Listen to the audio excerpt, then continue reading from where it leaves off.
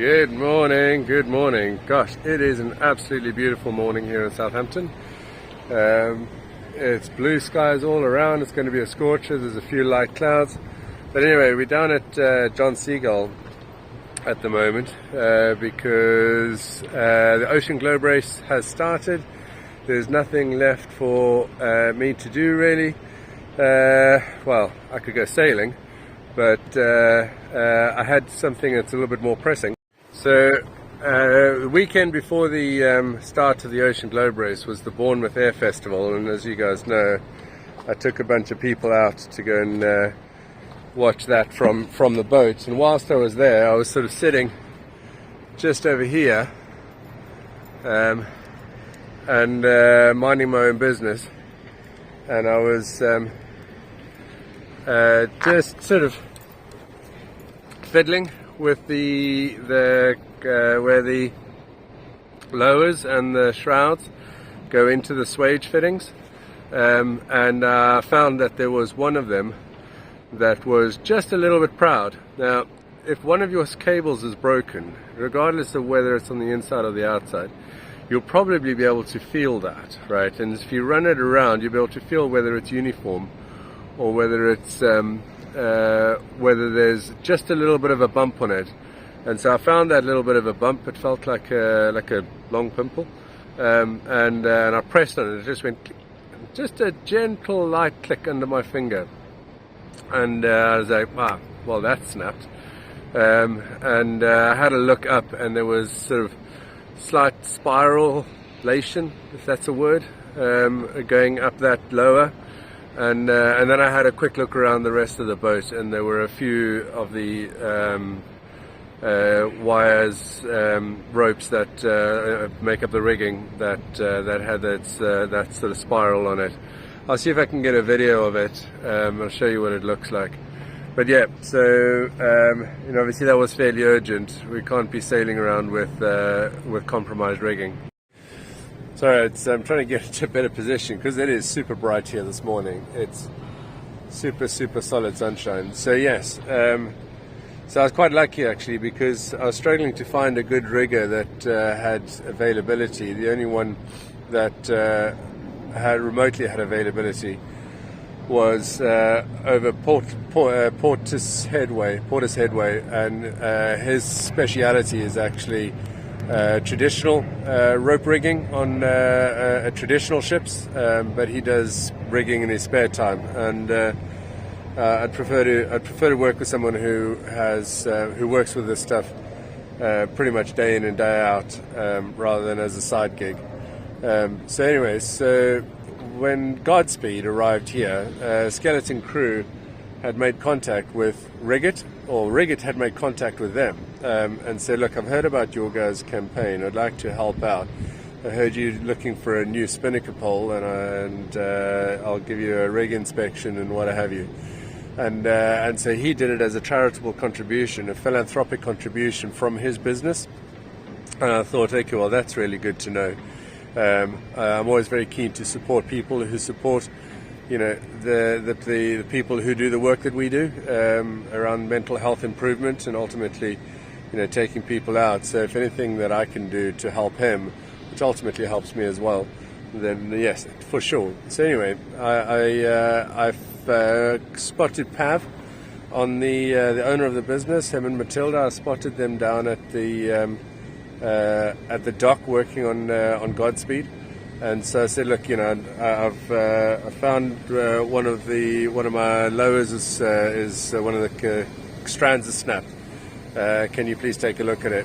And they said, well, okay, yes. And if it's gotten to the point where it's snapped already, then yes, for sure, bring it in. And I spoke to a young lady on the dock who I have to say did the typical kind of like dodgy car repairman suck through her teeth. We need to, there might be all of this stuff, and we ought to really kind of we don't know about, and I was like, just slow down, and we'll get the job done, right? And so anyway, so I started dealing with Pav instead, Pav and Matilda. and and started getting reliable kind of like, right, okay, do this. We're not going to speculate about what we're going to find. The barrier between the different types of metals might well be in place as we'd expect it to be, all that kind of stuff. And so I said to them, well, look, I'm in the Southampton area already. It's either I'll take the boat back to Poole and then bring it all the way back here, or I can just drop it off with you pretty much the afternoon after the OGR starts. And they were like, all right, yeah, bring it down. That's great. We've got a gap, and which was rare. They're normally fairly full. So I think it's a matter of like the connection. Pav's obviously always very keen to see boats being used for good. He's a really good guy, both him and Matilda. So here we are. We're down here at Itchen Marine at Reigate. And I had a brief catch up with Pav yesterday, so I'll walk you through what this situation is on John Seagull. Right, so obviously there's no forestay, so the mast is down. This guy's being a dutiful boat dog, but yeah, so the mast is down, all the rigging has been taken out. The boom is still on the deck, along with the mainsail, stack pack, all that kind of stuff. They've done an inspection of some of the sheaves and the running rigging and things, so there's a few things we're going to improve on that, but we're not going to work on the boom so much. We'll work in the order of priority, so things that will actually get us to the end of the season and into next season. The boom's currently not one of those things. So they've opened it all up. They've had a look at the deck plate. The main deck plate is not too bad. So they'll just tidy that up, give it a little bit of a clean, and then probably just go back to just when the mast is ready is to re-step that directly on it. The chain plates and the deck fittings for the shrouds and the lowers also not too bad. They did mention that one of them might need to be looked at some point over the next few years, but so far what I've been around, there's no sharp edges on any of them. I can't find any elongation of the holes, so I'm not 100% sure. I'll get them to talk me through that. I might take the opportunity, given the recommendations from the OGR, I might take the opportunity now to actually remove the spinnaker poles from the front of the mast. It's a recommendation by them that you put it on the deck or on your lifelines, so that in the event that your mast comes down, that you can still jury rig a setup to be able to at least raise the sail and make way. So the deck plate for the mizzen, on the other hand, they did say that there were a few issues with this. I'm going to come down a little lower, see if I can spot what they're talking about. So there is a little bit of there was a bit of play in this, and so there is a little bit of misshape now. Sorry about that finger. So so they said that it has sort of misshapen slightly, so I have to catch up with Pav to understand what the recommendation is for this. They said that they could probably work with what's there, but that's something at some point that's gonna need to be looked at. So so not catastrophic for this season.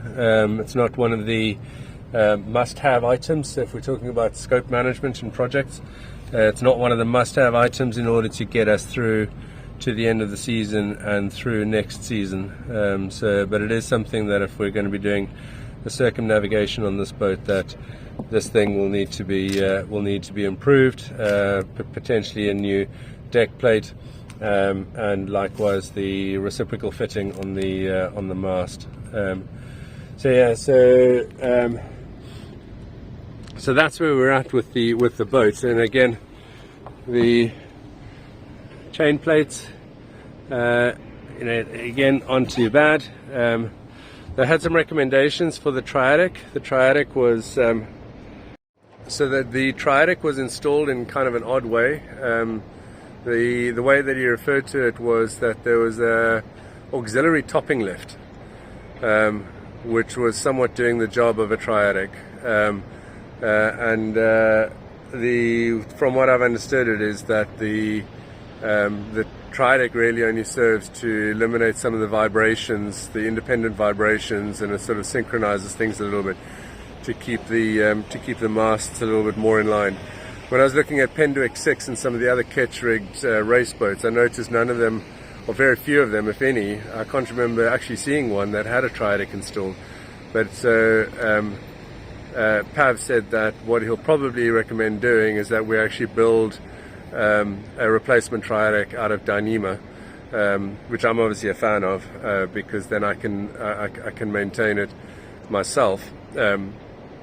And then I might actually chat to him about some other things that I might want to look at to start moving to Dyneema. Certainly in a few years' time, if we're going to be using this boat for a circumnavigation, then I'd like to start moving towards Dyneema.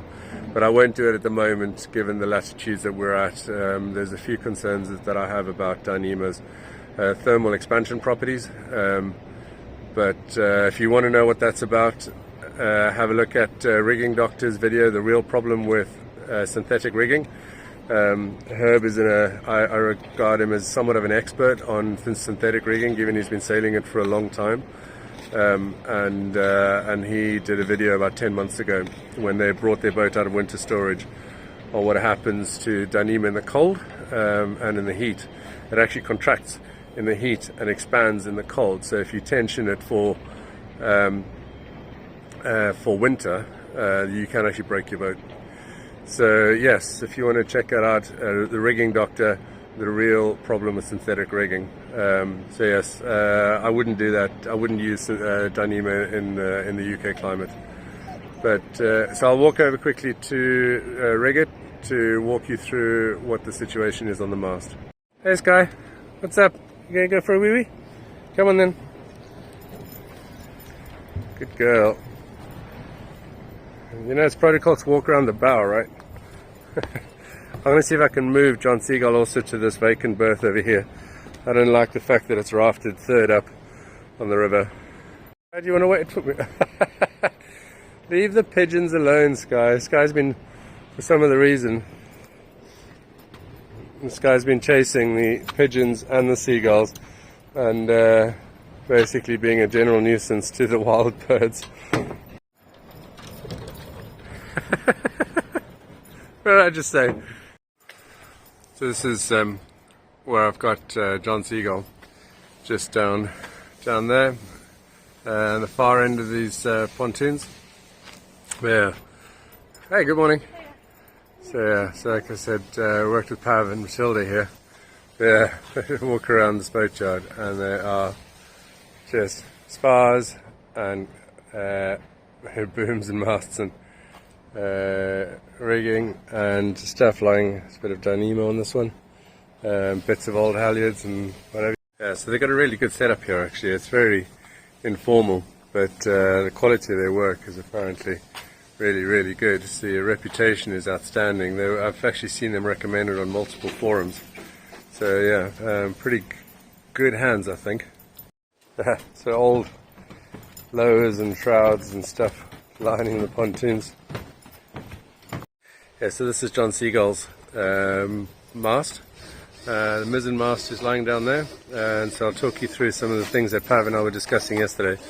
So Pav's quite keen to see things on the centre line, so I'm not sure we'll go through with moving this light cluster through to the centre line, but Pav's quite keen to move the this VHF antenna onto the centre line as well. And then generally just do a tidy up. So this cable down here is what I was referring to earlier on. This is the triadic stay that he thinks is a bit unnecessary in its current guise, and is going to replace that. So when I bought John Seagull, I opted not to replace all the standing rigging, but some of the stuff is really like cardboard. It's going to have to get replaced. So we're going to work out what I need to keep and what needs to be replaced, and then the stuff that I'm not going to use in the short term, we're going to put in mousing lines so that I can put them in the maybe at some point next year or the year after. So I have no intention whatsoever at this point of flying a spinnaker, so I don't need a spinnaker halyard, so I'll have the mousing line in. Then obviously the forestay is going to be replaced. That's going to be manufacturer's recommendation, so 10 mil. As part of the replacement, Pav wants to check out the furler. So it's a twizzle rig furler, so it's I can't turn it around just yet. If you can look down the bottom here, see it's got 2 tracks, so you can fly your 2 head cells in a butterfly wing configuration. That's quite handy actually. I know multiple sailors who've never actually flown a spinnaker. In fact, in Distant Shores, one of Distant Shores' videos, they actually talk at length about the first time they actually flew a spinnaker, and it was on somebody else's boat. It was on a catamaran. But yeah, so they've always had a twizzle rig, and so have had the option of flying 2 head cells, wing on wing, sort of on a butterfly wing configuration. So that I'm very keen to keep. But who knows? Who knows? We'll see. If the foils are trash, then we might need to think about that again, because I imagine that these are quite expensive. But we'll see if we can hang on to them for a year and then replace those at some point when more budget becomes available. There's also, if you can see it, on the leading edge of this spreader, there's some blue residue of some sort, and there's some debate about what that actually is, whether it's some kind of coating that was applied to protect it, but it's yeah, we have to check that out. I personally think that it's because of the UV strip, when the brand new UV strip was installed on the Genoa, that it might have actually rubbed against that. Not sure what it is, because there's some of it on this radar housing as well. As far as these mast steps are concerned, Pav said he's going to drill these out, just spot check them and check. Because underneath here, you can see that there isn't really any sign of any paste to prevent direct contact between the aluminium of the mast and the actually these look like they could be aluminium as well, but anyway, so there might actually be some pitting there, but he's going to do some spot checks and check that out. These don't look like they're in too bad condition, so we'll see what those are like, where the spread is attached. As far as this radar is concerned, I'm actually going to opt to remove some of the unnecessary electronics. So the radar is coming out. Likewise on the mizzen, that TV aerial, that's going to come out. And Pav says, actually in reality, they're removing more than they're installing of these kind of things. So yeah, so for sure, we're taking those out. Yeah, and then just generally do a tidy up. On the rig. So some of these sheaves, we need to look at them, replace them. These winches, I need to get them off and service them. The mounting plates for them, also again, not a huge amount of sign that they were prepared correctly, so we'll have to check those out, drill the rivets out and maybe reinforce those a little bit. I got ushered out of the way. They're working on the rigging for mast as we speak. So anyway, so that furling system is a bit rough. I knew that, and the forks are also slightly out of shape, but I knew that too.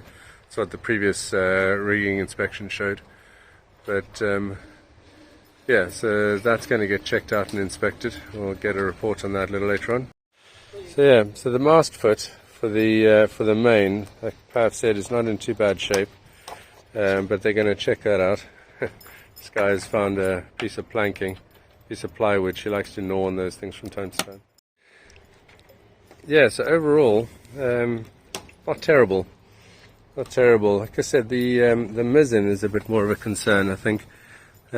You can see here from the position of that, it wasn't seated nice and square for the most part, so we'll have to check out and see what that's like. But yeah, and then overall, again, there's just a few tidy up bits that need to be done. just to tidy up these holes, for example, from, I don't know, whatever was installed there at some point in the dim and distant past. Yeah, and then likewise, just go and tidy up and clean up, get rid of algae and general kind of just ugliness, sort that shit out. Yeah, it'll be interesting to know if any of these turnbuckles can be salvaged. And price of this job is cheaper than the chap in Porter said, but yeah, we'll see. Yeah, and then the final point is these things, these little boots or covers or whatever they're called, little sleeves that sort of cover the turnbuckles in the lower bit of the shrouds. I asked Pav about them because I have to say I'm not a fan, but I asked him about them to see whether, from a professional's point of view, what the general consensus were. And he wasn't a fan either. So yeah, great, because we're going to get rid of those then. And if you can see here, there we go. You can see here, this is the shroud, and it gets up to here, and then there's some rubbing. Over there's a shiny spot, and then it's super ugly, really dull and difficult to inspect them and what have you. So they actually serve no purpose whatsoever other than making the shrouds look a little bit, or the turnbuckles and stuff look a little nicer. So other than that, Pav's opinion is that if you don't want them, don't have them. So yeah, so in the interest of increasing simplicity, we're actually just going to get rid of those things. Yeah, and then final point, I know, probably not the final point, but these kind of things, I can't remember what these things are called. I think this is for the UHF antenna. Again, outdated, antiquated. These have some value on the second-hand market apparently because of people who are doing things for traditional reasons. But yeah, so I'm not 100% sure what we'll do with these things. Pav can dispose of them if he wants. But yeah, so we're gonna simplify that as well. So this isn't John Seagull's mast, but this is one of the things that the young lady that I mentioned earlier on was talking me through, that I hope for you obviously that we're not seeing on John Seagull's mast, and so far the signs are okay. But yeah, so this is where there was insufficient protection between the stainless steel fitting and the aluminium, and if you can see that, there's quite bad pitting on that. So this might need either a surgical repair or it gets to the point where this mast goes to masty heaven. That would be bad. That would be very bad. So this is the same mast, and this is kind of what you would expect things to look like after a few years. So if it's been properly prepared, then you shouldn't have any issues with pitting, and also if it's been properly seated, then these holes here where the swage fittings go into, I can't remember what all the terminology is, but then there's no elongation, there's no sharp edge over here. But again, the same mast, and that's looking pretty diabolical. So you got bad, really bad pitting, and also some of the other holes have been elongated and sharp edges and things. Just on my way back to John Seagull and spotted this thing. Look at that. Carbon bowsprit, carbon pole. Even the vang is carbon. Carbon boom, carbon mast, carbon spreaders, and I bet you the sails are even carbon. Right? And obviously anything that's black goes faster. It's true, it's a fact of life. If you want something to go faster, it has to be black. Just look at the Olympics. Works there. Surely it works on sailboats as well. So surely if I go to a carbon setup, I bet you even if I painted it black, it would go faster. But a full carbon rig, I bet you John Seagull would be 2-3 knots faster through the water. I'd be surfing in no time, absolutely. I'd be like 100-meter dash, Usain Bolt of the Moody 42 world. That would just be putting lipstick on a pig. Holy smokes. So I'm just looking at some of the other boats around here, the size of this thing. Anyway, but these mooring lines, that's Dyneema. Look at the size of that. Anyway, look at the size of that. That's astonishing. And the size of the splice. Look at that. How long must it have taken to splice that octoplat? Okay, that splice is super long. It's unnecessary for it to be quite that long, but that is super long. That must have taken, whoever spliced that, a pretty long time to actually get that splice done from both ends. Yeah, that's impressive. Just about to leave, and I got a text message from Pav saying that they'd done the inspection on the furling system, and the replacement parts that are needed to get the furling system up to scratch are pretty close to actually just making up an entire new forestay assembly, including a new furler and what have you. So I'm just heading over there now. But he's given me a provisional quote for the new furler. He's given me a recommendation of Profil, which I have to go check whether that's sort of a twizzle rig setup or what it is. But yeah, so the sort of provisional estimate, come on Sky, the provisional estimate for a new furling system is $3,000.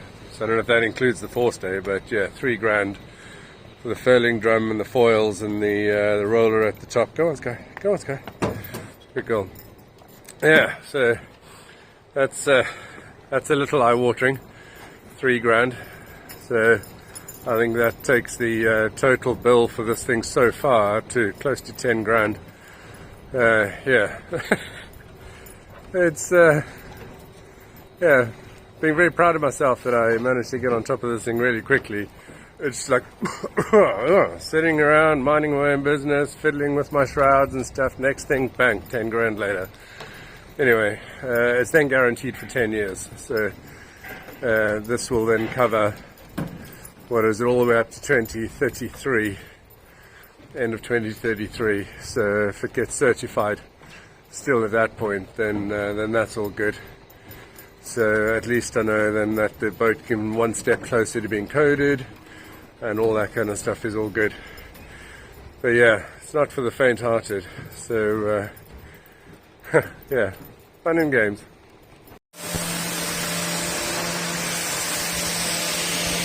Lots of work going on here today, that's for sure. So anyway, I've just been to see Pav and had a good chat about things. What he's quoted me for is a like-for-like replacement. So hello Sky. What he's quoted me for is a like-for-like replacement of the furler. So twizzle rig will be replaced with a twizzle rig. I think it's a Profil 420. And so no changes to stack height or whatever they call that. I know in cycling terms that's what they call certain things. But yeah, no changes. I don't need to make any changes to the sails. I don't need to change anything on the luff tape. I don't need to change anything on the bolt rope. I don't need to change anything on anything. So it's going to be a like for like. We discussed the budget, and Pav's aware of what we do here at Sailing with a Weirdo / Sailing Sibongile. So he's aware of what we do. So we've agreed that I will leave the boat in his capable hands. I've got a fixed budget, and he said, well, why don't we treat that as a fixed price? And so I said, yep, that's no problem. And so I did a transfer literally on the spot. And I was like, there we go, fully paid. Do what you want, whatever you think is necessary to get the boat simplified, reliable, blah, blah, blah, blah, blah. Just go for it. So he's delighted now. He's got full creative freedom on the standing rigging and the furling system, blah, blah, blah. So we're not going to be doing anything on the booms. either of them. We're going to defer those to next year because we don't need to unstep the mast in order to work on those. So yeah, there we go. Pav did say as well that he's hoping to open up in Portishead. So I said to him that because I'm relatively well connected to the sailing community in Portishead, and in fact I run the Portishead Sailing Community Facebook page only for Portishead residents, people. I don't want an influx of people from Abu Dhabi or from Maine or from, I don't know, all sorts of far-flung, God-forsaken places in the world, beautiful places in the world. But because I'm relatively well connected with the sailing community there, I can help get the right introductions done. So yeah, so one hand washes the other one, right? But yeah, it's still not cheap. Anyway, there we go. That's us. This guy's whining at me. I need to get home. Ruben's going to get out of school soon, and I need to be there to pick him up. So there's the steering wheel, and there's the dog. I have this all the time. Hey, come on, I'm driving. Come on, I'm driving. You can't sit there.